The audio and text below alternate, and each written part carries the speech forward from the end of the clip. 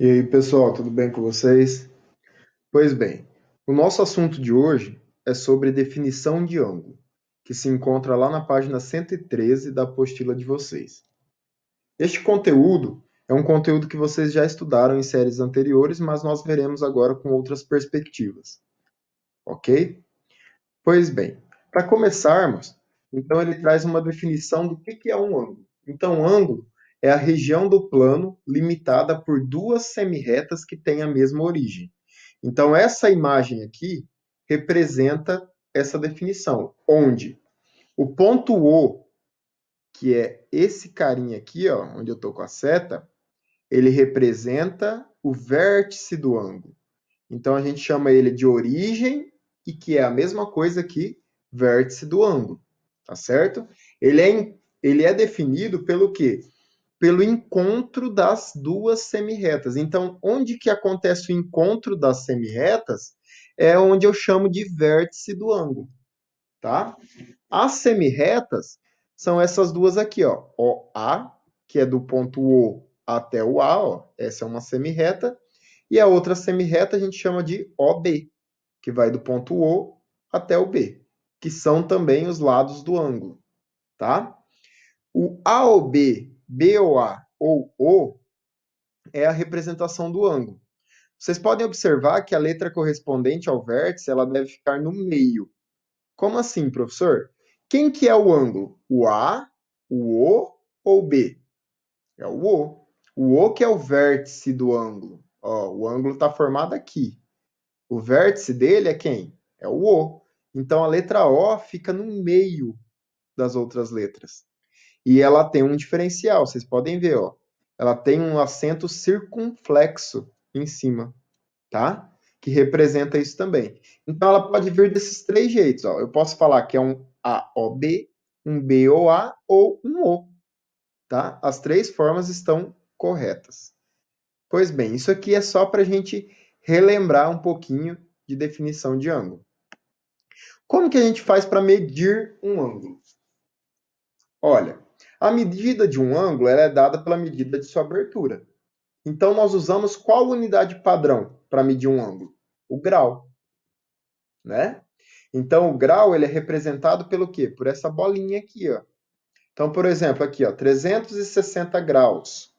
Olha lá, essa bolinha representa grau. Então, quer dizer que eu tenho uma circunferência de 360 graus, uma volta completa. Cada arco do transferidor, que é o que a gente utiliza para medir o ângulo, né, ele representa um grau. Como assim, professor? Por exemplo, a régua. A régua, cada pauzinho daquele que tem na régua, né, cada risquinho daquele, significa o quê?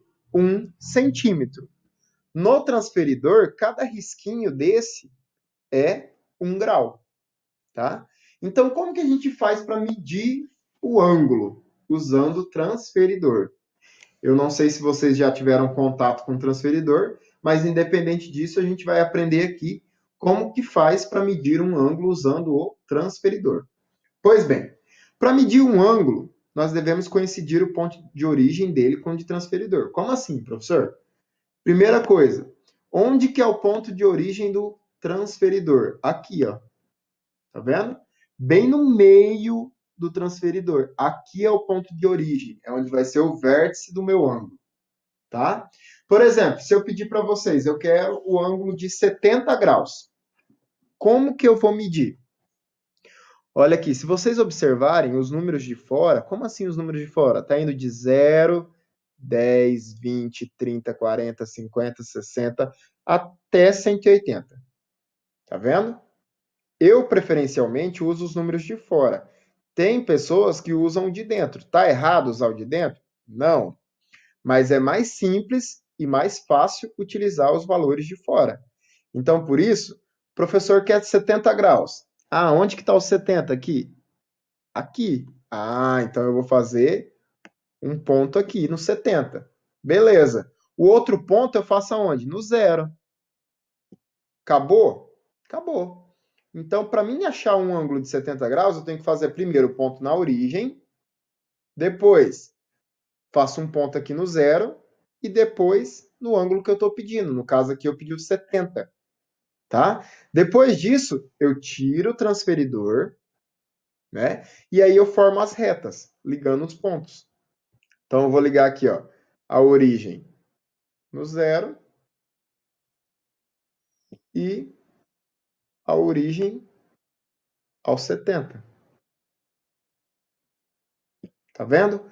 Esse vértice que formou aqui no encontro das duas semi-retas é o ângulo de 70 graus. Então, o meu ângulo de 70 graus é isso aqui. Tá certo?